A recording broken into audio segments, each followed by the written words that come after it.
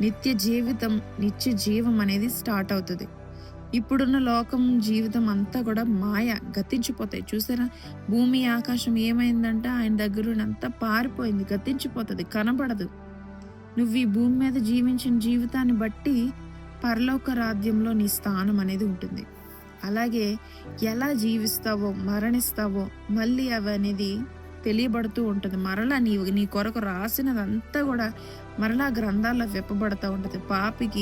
పాపం చేసినవా నీవు చెప్పబడతావు. నీతి క్రియలు చేసినవాడు చెప్పబడతాడు. ఎవరు ఏ విధంగా జీవించారు అనేది తీర్పు అనేది ఇక్కడ జరుగుతూ ఉంటది తండ్రి దగ్గర. అందుకే ప్రతిరోజు మనం ఏందంటే గొర్రెపిల్ల రక్తం, యేసుక్రీస్తు గొర్రెపిల్ల రక్తం, తమ బట్టలు ఉతుక్కుని వారందరూ కూడా ధన్యులు. మారు మనస్సు కలిగి రూపాంతరం చెందడం, దేవుని మనస్సు కలిగి జీవించడం అనేది చాలా ముఖ్యం క్రైస్తవులకు. ఓకే.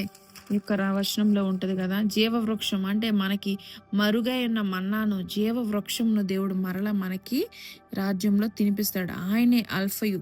చూడండి ఇక్కడ ఏంటంటే, మరియు అతడు నాతో ఎలాగ సెలవిచ్చిన ఈ గ్రంథబంధన ప్రవచన వాక్యములను ముద్ర వేయగలవలదు. కాలం సమీపమై ఉన్నది. అన్యాయం చేయవాడిని వాడు ఇంకా అన్యాయం చేయను. ఎవరు ఇష్టం వచ్చినట్టు వారు జీవించండి. వారందరికీ అందుకే దేవుడు దేన్ని కూడా ప్రెజర్ చేయడు, ఫోర్స్ చేయడు. నేను ఇలాగ ఉన్నాను కదా, నేను తాగుతాను, తిరుగుతాను, వ్యభిచరిస్తాను, దేవుడు నన్ను మార్చాలి, దేవుడే నన్ను అడ్డుకొని నన్ను కనబడి మార్చాలి. అది ఎంత మూర్ఖత్వం! నీకు ప్రాణాన్ని, జీవితాన్ని ఇచ్చిన దేవుడు నీ ఇష్టానికి విడిచిపెట్టాడు ఈ భూమి మీద స్వతంత్రంగా. అంతే స్వతంత్రంగా నేనున్నాను అని నువ్వు తెలుసుకొని నీ మట్టుకు నువ్వు మారు మనసు పొందాలి అని కూడా దేవుడు ఆశపడుతున్నాడు. అందుకే నువ్వు ఎలా కావాలంటే అలా ఉండి ఈ భూమి మీద. ఎలాగా?